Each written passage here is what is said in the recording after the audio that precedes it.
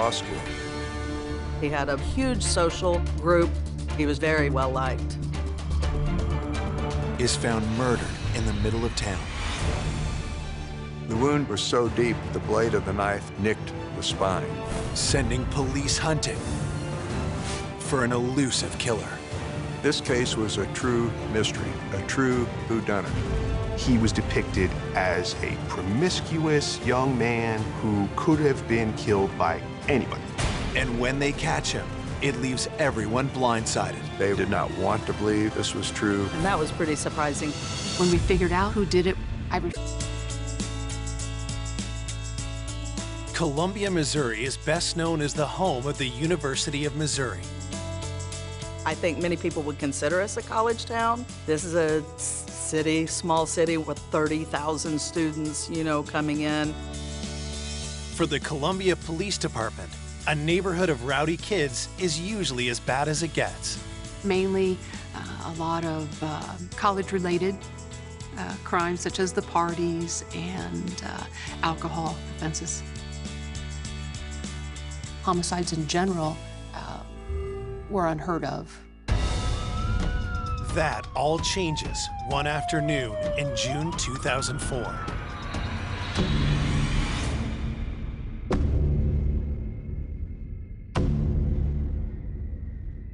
I received a call that someone had found a body in the East Campus area, and because I'm the East District Commander, I headed towards the scene.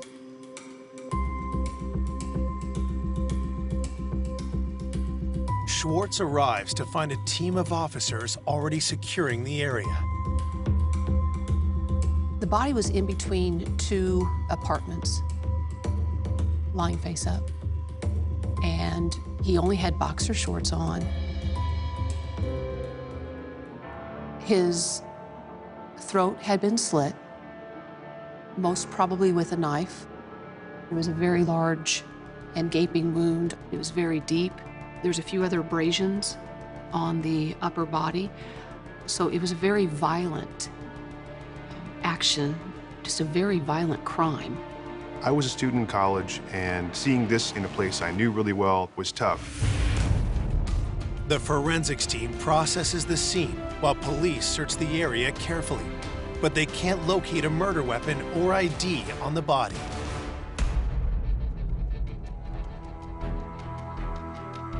We started talking with people in the area to see if anyone knew this particular person. This was a part of town where everybody really knows everybody else. Everybody knows everybody else's business. One onlooker thinks they recognize the dead young man. The body was identified as Jesse Valencia. He was a young man attending the University of Missouri, and we found out that he lived in the neighborhood, block and a half from where we found his body.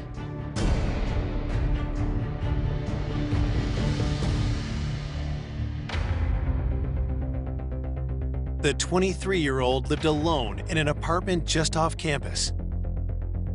Police need to know if that's where the crime got its start.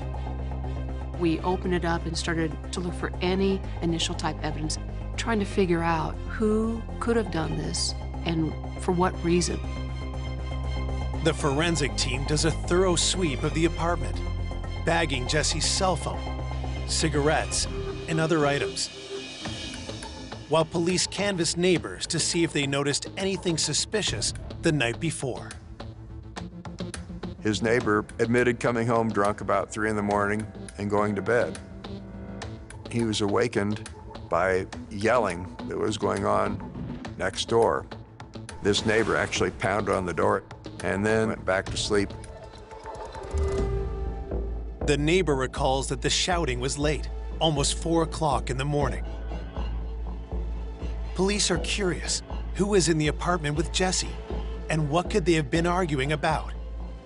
That obviously started to help us narrow down the time frame of when this may have occurred. But that's all we had to work with at that point.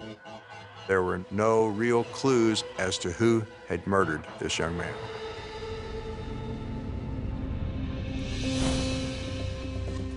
A few hours into the investigation, another young man arrives at the scene in a flood of tears.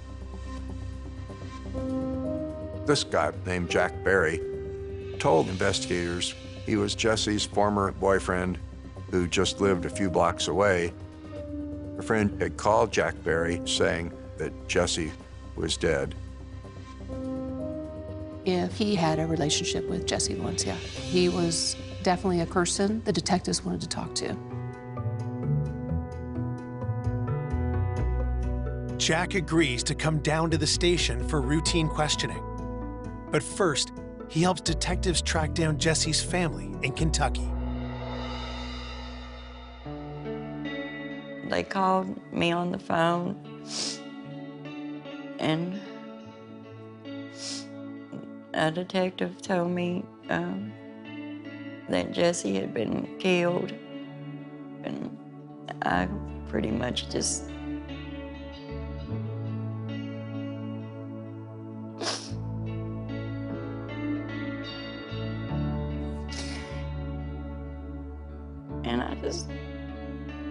took off running through the house and ran out my front door, screaming.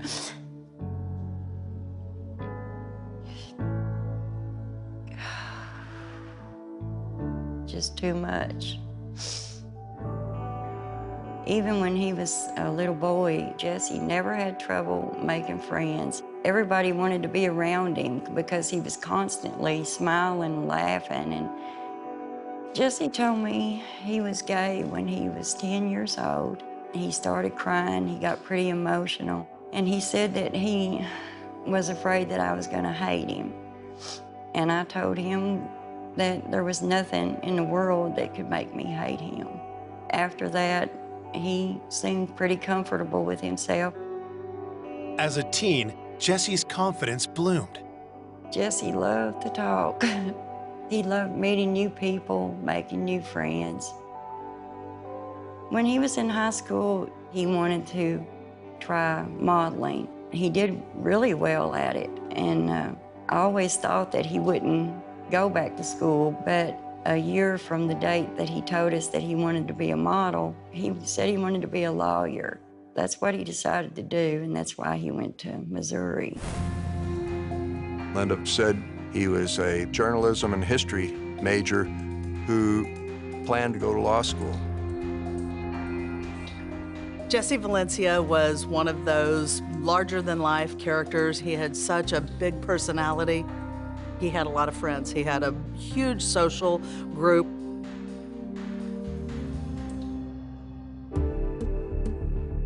Now, detectives need to find out who cut Jesse's life short in such a horrific way.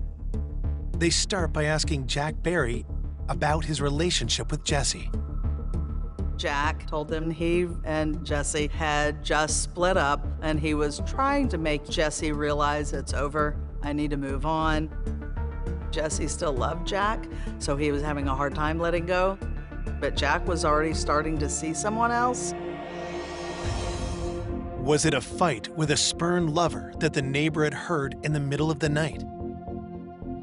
It was possible Jack had some type of confrontation with Jesse that led to his death. And when investigators asked Jack for an alibi, it turns out that he doesn't seem to have one.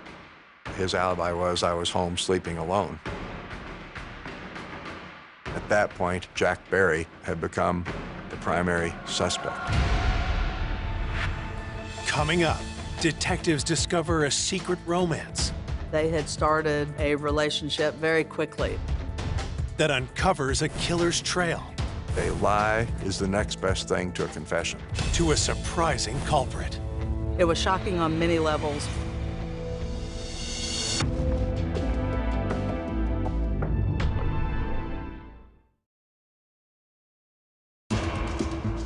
Detectives in Columbia, Missouri are questioning a man who had recently split up with murdered college student Jesse Valencia.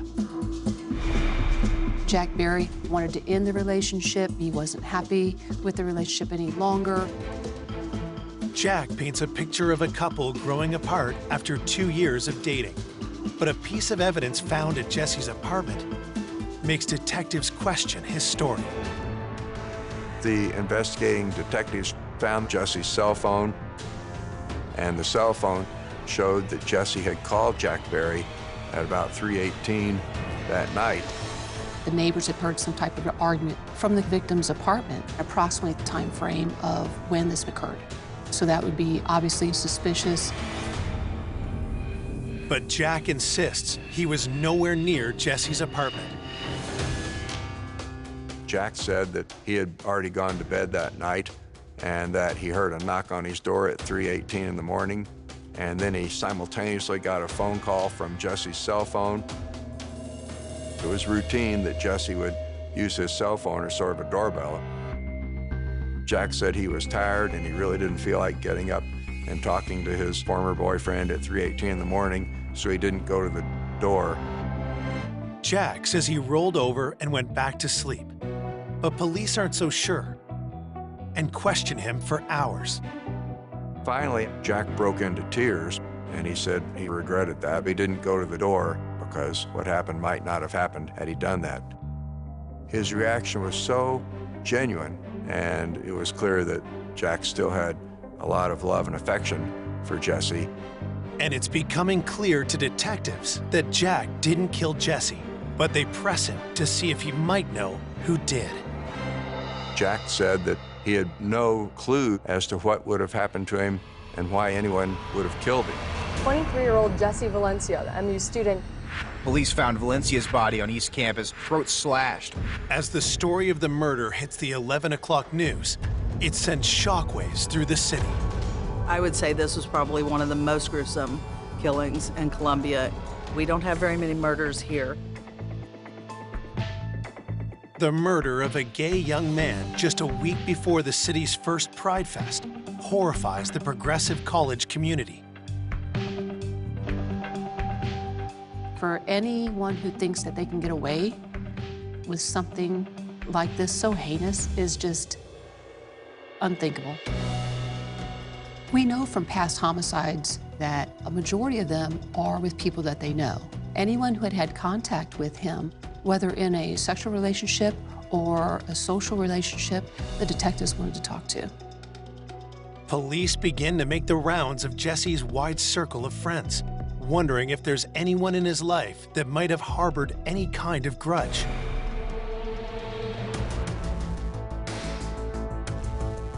One name they hear over and over is Zev Feintuck, a student that Jesse had met 2 weeks earlier at a political rally. Jesse's friends had said, oh, maybe it was this guy because he didn't seem quite normal. There was something that made him a little bit different from other people. Several of Jesse's friends, they said that Zev wasn't comfortable in his own skin and that he had a lot of issues with being himself. There was some contention whether Zev and Jesse were having a romantic relationship. They were spending a lot of time together. Rumors about the two young men had been swirling, and after Jesse was murdered, the gossip about Zev began to take a sinister tone. Somebody saw someone matching his description, looking disheveled and crying, walking down the street the morning of the murder, and a car he was known to drive was seen in that area. That's when the detectives started looking towards him and started talking with him and seeing what he had to say. Detectives call Zev down to the station, but he denies that the rumors about him and Jesse are true. Zev said they'd never had a sexual relationship, but they were friends. Then Zev would come over and he'd hang out with him. Police questioned Zev about where he was between 3 and 5 a.m.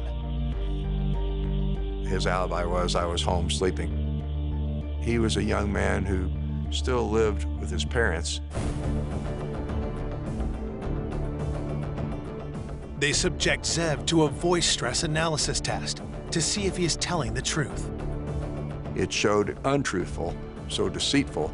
That did seem to be some evidence of guilt. Detectives quickly follow up with a visit to his parents, but they confirm that their son was home all night.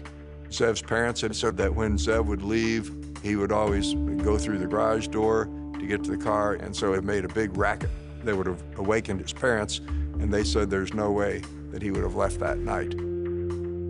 It seemed like he did have an alibi. With Zev Feintuch discounted as a suspect, detectives continue to piece together the last hours of Jesse Valencia's life. The detectives were talking with several of the friends of Jesse Valencia to see where he was on the evening and early morning hours that this occurred. Police learned that Jesse had gone to a party at a friend's house around 11 p.m. on the night he was killed. Some friends of Jesse said that Friday night, Jesse was at a party with a young man named Ed McDevitt. Ed McDevitt was somebody Jesse had just met. Ed was a chef in town. They had met just a couple of nights before and had started a relationship very quickly. Jesse's friends tell police that the two men left the party together, heading in the direction of Jesse's house. And that was around 3 o'clock in the morning on the last night of Jesse's life. It appears as though Ed McDevitt might have been the last person to see Jesse alive. And it was possible Ed McDevitt went home with Jesse and then killed him.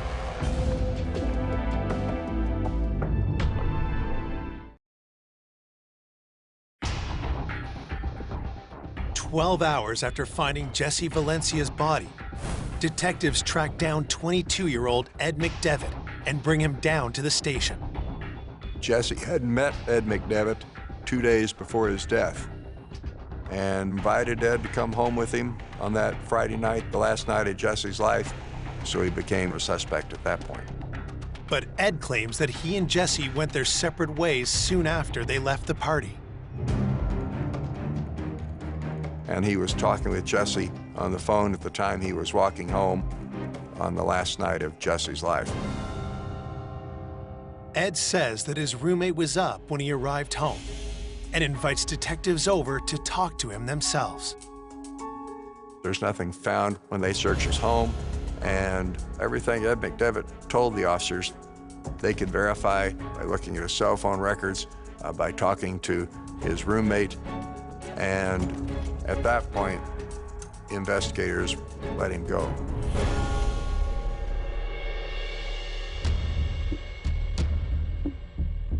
Police hope that DNA results pending at the lab will help them link one of their suspects to Jesse's murder. Desperate for answers, Jesse's mom grows more despondent, recalling an eerie premonition Jesse had years ago. From the time Jesse was 7 years old, he had told me that he was going to die at a young age. He said, "I'm going to die at a young age, and I love all of you, and I always will love you, but I'll be okay." He would always end it with, "I'll be okay."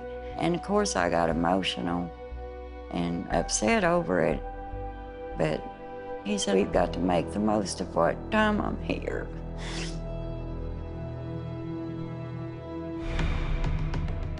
A day after Jesse's murder, detectives receive the autopsy report and study it closely for clues.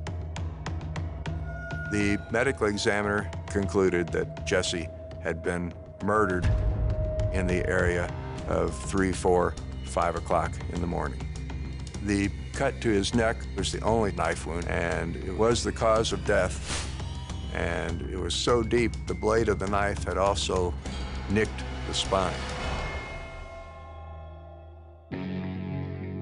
The lack of defense wounds suggests that Jesse had been taken by surprise. The most mysterious thing was that across his breastbone, there were bruises, and in the middle of his back, between his shoulder blade, there were bruises. The evidence suggests that Jesse was easily overpowered in the vicious attack. Investigators hope that additional lab work will reveal even more and point to a killer. There were fingernail scrapings collected during the autopsy, and also some hairs were found on his chest, and that was sent to the crime lab for analysis. Until the crime lab turns up DNA, police have no choice but to move on to their next lead. A lot of Jesse's friends were being brought in, they were giving evidence, they were helping out with information. One of those friends is a fellow student named Andy. Andy Schermerhorn was a young man who had what they called a friends with benefits arrangement with Jesse. Andy was out of town the night Jesse was killed.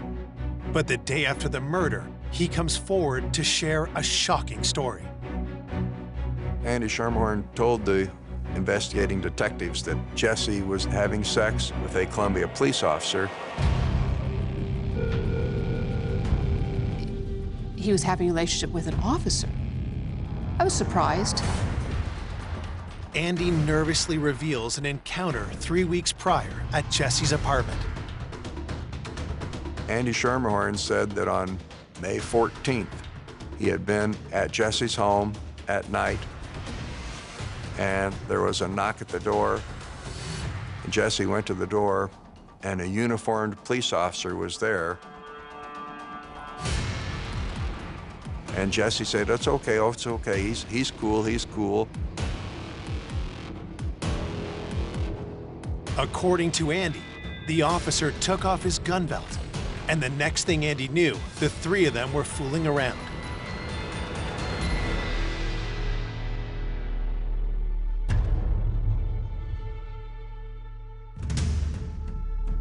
After it was over, the police officer said, "This has got to be a secret." A secret affair between an officer and a murder victim is a major red flag. If any one of our officers had been seeing Jesse Valencia, why is he not being forthcoming? If you have nothing to hide, why not just tell us? Detectives need to know who this officer is. They said, "Do you think you'd be able to recognize him if you saw him again?" And he said yes, because it had only been about 2 weeks since that incident. Detectives ask Andy if he'll look through a book containing the photo of every officer in the Columbia Police Department. They were having him walk down the hall where he was going to look at the yearbook. Andy Schermerhorn flipped through it without even looking at the pages, closed it, and Schermerhorn began trembling, and he said, "I passed him in the hallway just now. It was him."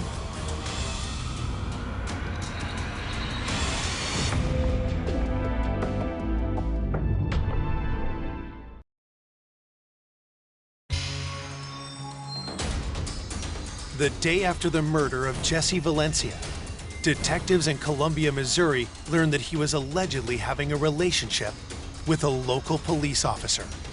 Jesse's friend, Andy Schermerhorn, told the investigating detectives that he was an eyewitness to this sexual activity.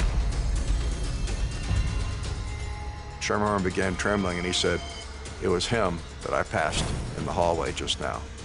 And that was Stephen Arthur Rios. Stephen Rios' commander believes Andy must be mistaken about the officer's identity. When the detectives told me that maybe Steve had been having a relationship with the victim, I told the detectives, "You're absolutely wrong. He was married to a wonderful young lady, and they had just had their first child." Schwartz knows the 27-year-old Rios well.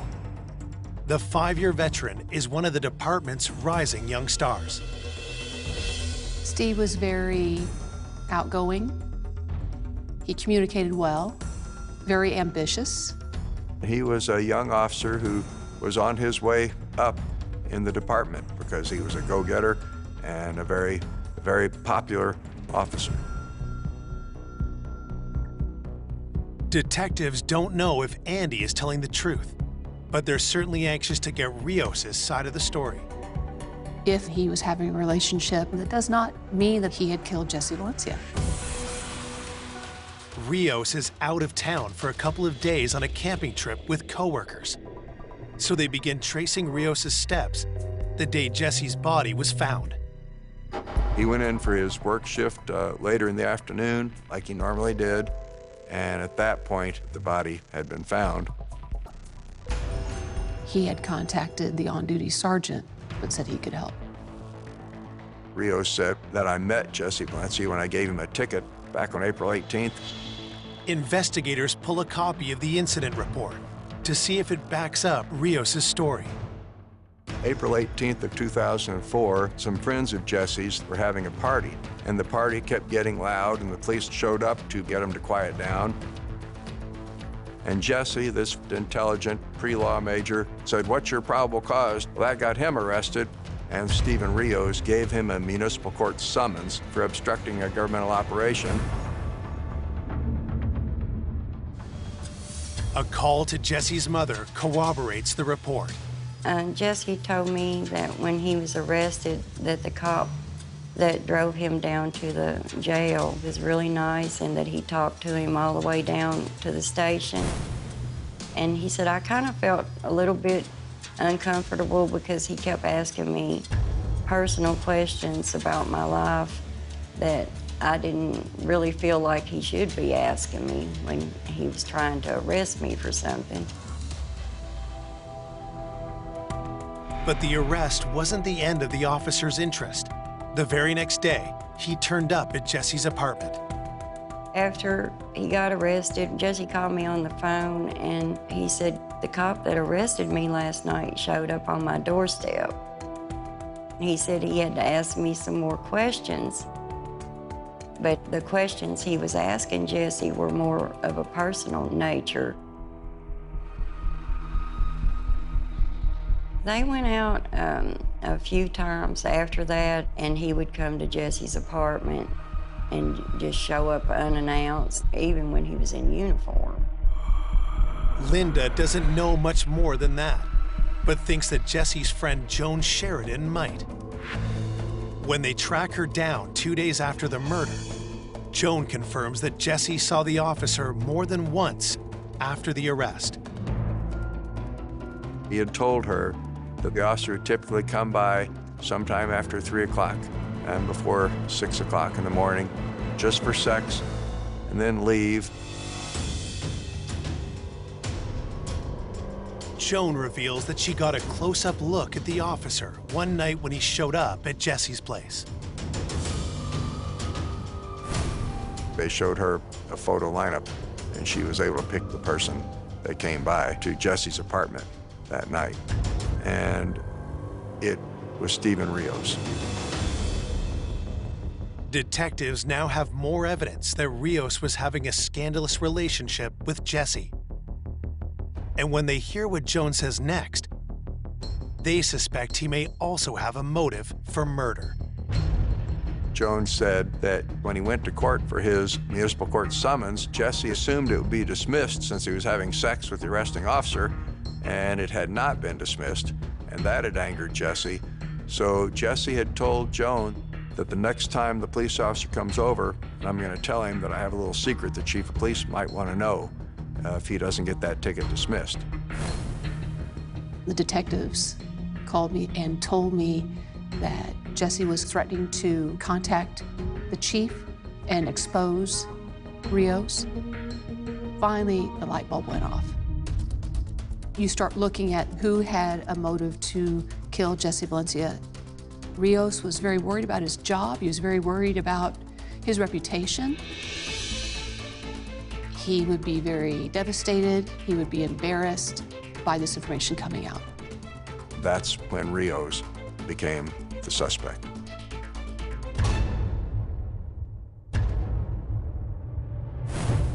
It's a serious matter to accuse one of their own. Investigators quickly regroup to plan the best approach. They didn't feel they were ready to interview him yet. They were wanting to have the DNA evidence come back before they actually confronted him. But all of a sudden, Rios showed up at the police department and said, "Oh, could I talk to you for a second?" He had this look on his face, like he was very upset. Very upset. Coming up, detectives get a devastating phone call. Steve called me, crying, very upset, and he said, "I've done a bad thing." And the investigation takes an unexpected new turn. The officers found him on the 4th floor of a parking garage. What was he thinking?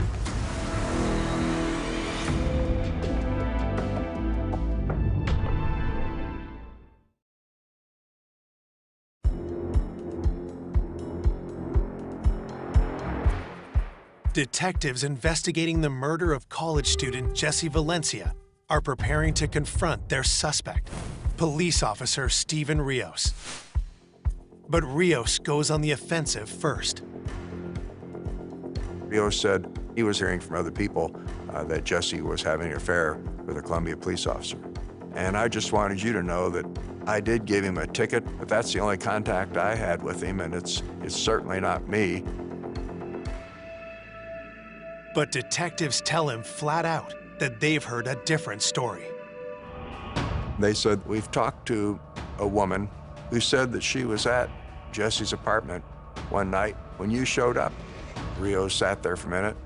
And then Rios said, well, you know what? We did become social friends, but it never became anything like a sexual relationship.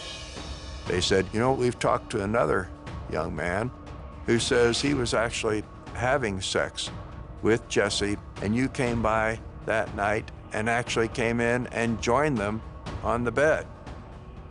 And Rios said, what, sex? Like it was the most astounding and false accusation you could ever heard.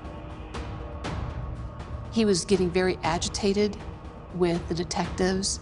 He's a very prideful person, and he was very upset because they didn't believe him. It's easy to see that Rios is lying. Detectives bear down hard. And finally, their suspect breaks. Finally, Rios admitted that he had sex with Jesse. He tried to claim it was just that one time, and then it evolved into that he had had sex with Jesse as many as 6 times. It's a stunning admission and a strong motive for murder. His wife, you know, in his family. Police may not have the physical evidence to prove that Rios is a killer, but they do have something that's almost as good. We were able to prove that he was lying. There's an old saying in law enforcement that a lie, a provable lie, is the next best thing to a confession. And Steven Rios was caught in lots of provable lies.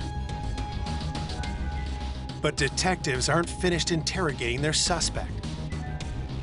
They ask for his whereabouts the night that Jesse was killed. He said he had been at work and he got off at 3 o'clock in the morning, like he normally did. And he said that that night he'd gone onto the rooftop of the parking garage with a few other officers, and they had drank a few beers before they went home. And he said he got home about 5:15 to 5:30, took a shower, and got in bed. Detectives grill Rios for over 3 hours, looking for any cracks in his story. He still maintained he'd had nothing to do with Jesse's death. At that point, investigators let him go.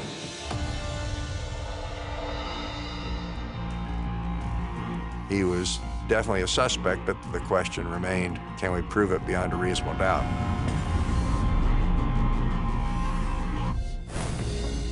Investigators' next step is to create a timeline for the night of Jesse's murder and see how Rios' alibi fits in. His wife corroborated that he had gotten home in that 5:15 to 5:30 time frame. Other officers confirm Rios worked until 3 a.m. and then had some drinks with them on the rooftop that night. The security door records reveal that Rios left the roof at 4:37 a.m., 45 minutes before he got home. One of the detectives actually drove from the parking garage to Jesse's home the same time of night, and it was 3.5 minutes. He then drove from the scene of the murder to Rios' home, and it was 10 minutes. This gave a window of time of 20 to 30 minutes that were potentially unaccounted for. at the time that Jesse Valencia was apparently killed. And this gave us a timeline that could show that Rios could have done this murder within that time.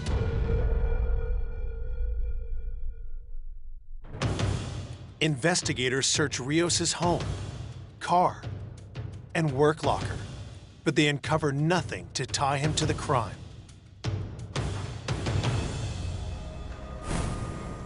Then, out of the blue, Captain Schwartz receives an alarming phone call. Steve called me crying, very upset, and he said, "I've done a bad thing." The first question I asked him was, "Where are you?" And he said that he was in Kansas City and that he had bought a shotgun. I really thought he was going to kill himself. And my first reaction was no. I said, "You need to just stop what you're doing, just come back. Just come back to Columbia and we'll get through it."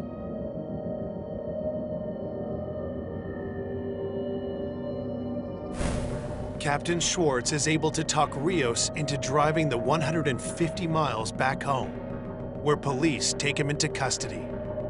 He still wasn't under arrest, but he was put on a 96-hour hold for an involuntary commitment to a mental facility, just for observation to make sure that he wouldn't kill himself. But Steven Rios is still despondent. He manages to evade hospital security, and soon the entire Columbia police force is on alert. I got a phone call that Steve had escaped and was on top of the parking garage, threatening suicide. One of the officers found him on the 4th floor of a parking garage, and Rios climbed up on the wall, claiming he was going to jump. When they called me and said, "He's on top of the garage, he's threatening suicide," what was he doing? What was he thinking?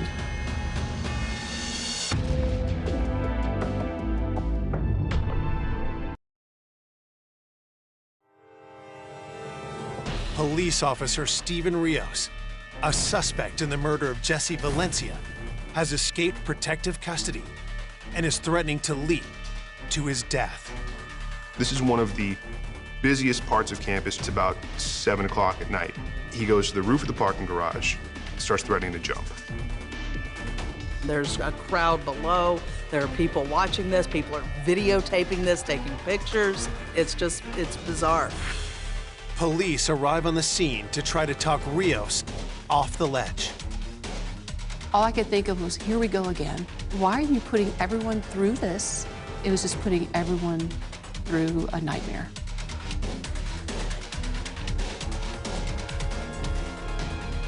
After a tense 45-minute standoff, they finally managed to talk Rios back from the brink. He was taken back into custody and again put into a mental facility and put on a suicide watch while we were finishing our investigation to determine whether or not he would be charged with Jesse's murder. 3 weeks after Jesse's murder, the analysis of the hairs found on Jesse's chest give police the evidence they need to charge Rios with the crime.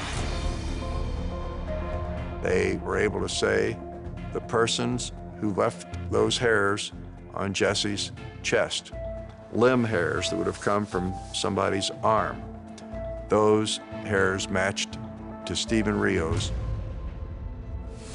And that's when we realized that they teach Columbia police officers at the training academy how to administer a chokehold, and that cuts off the blood flow to the brain and renders a person unconscious in 3 to 8 seconds.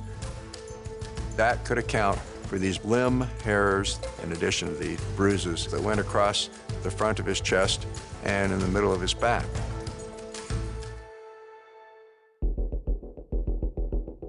On July 1st, 26 days after Jesse Valencia's body was found, Steven Arthur Rios is arrested and charged with first-degree murder. Did you kill Jesse Valencia? No, I did not. During the week-long trial, prosecutors lay out their theory of how the murder went down. Rios came by after his shift was over, thinking they were going to have sex. Jesse confronted him, Jesse was threatening to contact the chief and expose Rios. And he knew his career and his happy marriage would probably be over. And that had angered Rios. The neighbor heard this argument going on, and Jesse's yelling, "Stop it, stop it." Jesse, then clad only in his shorts and barefoot, ran out, being chased by Steven Rios. The Steven Rios caught him from behind and choked him into unconsciousness, put him on the ground, cut his throat, and that's what I believe happened in the last minutes of Jesse Valencia's life.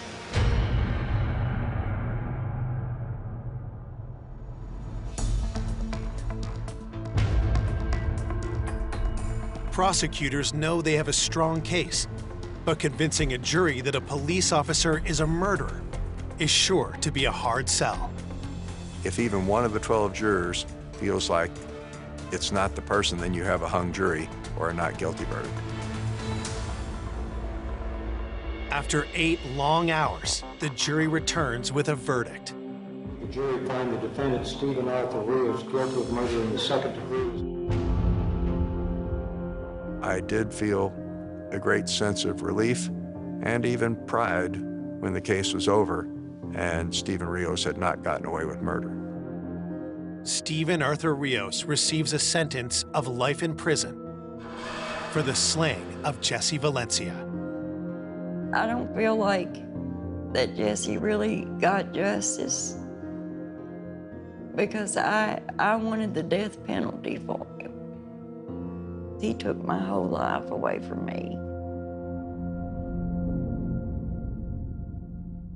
Anytime you have an officer who has done a heinous type act like this and taken someone's life, it is a huge stain. And for law enforcement everywhere.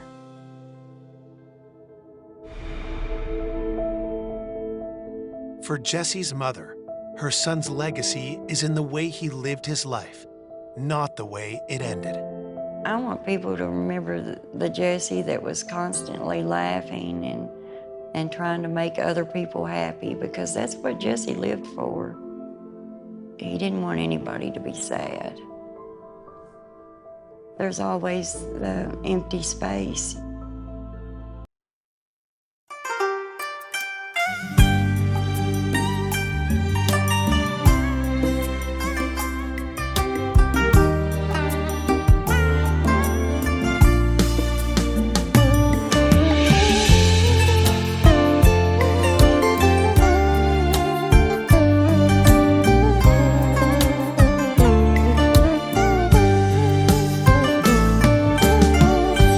Chuyện từ một đêm cuối nẻo một người tiễn một người đi, đẹp tựa bài thơ nở giữa đêm sương nở tận tâm hồn. Chuyện một mình tôi chép dòng tâm tình tặng người chưa biết một lần, vì giây phút ấy tôi tình cờ hiểu rằng tình yêu đẹp nghìn đời là tình yêu khi đơn côi. Vào chuyện từ khi khoác bờ vai một mảnh áo dạ đường khuya, bồi hồi người trai hướng nẻo đêm sâu dấu tình yêu đầu. Vì còn tìm nhau lối về ngõ hẹp còn chờ in dấu chân anh, niềm thương mến ấy bây giờ và nghìn đời dù gió đua ra ta sao còn đẹp như khi quen nhau. Ai lớn lên không từng hẹn hò, không từng yêu thương, nhưng có mấy người tìm được một tình yêu ngát hương. Mến những người chưa quen, một người ở lại đèn trăng gối mộng. Yêu ai anh băng sông dài cho đẹp lòng trai. Một người tìm vui mãi tận trời nào, giá lạnh hôn đau. Một người chợt nghe gió giữa mênh mông rót vào trong lòng, và một mình tôi chép dòng tâm tình tặng người chưa biết một lần.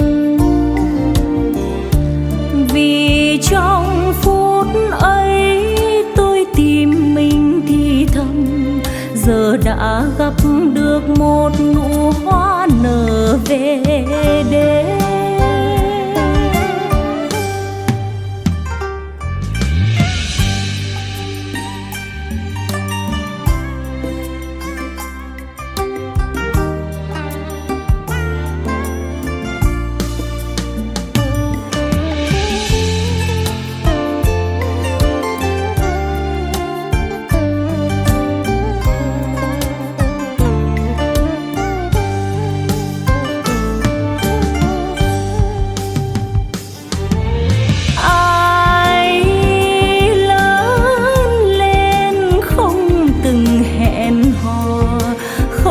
Từng yêu thương, nhưng có mấy người tìm được một tình yêu ngát hương.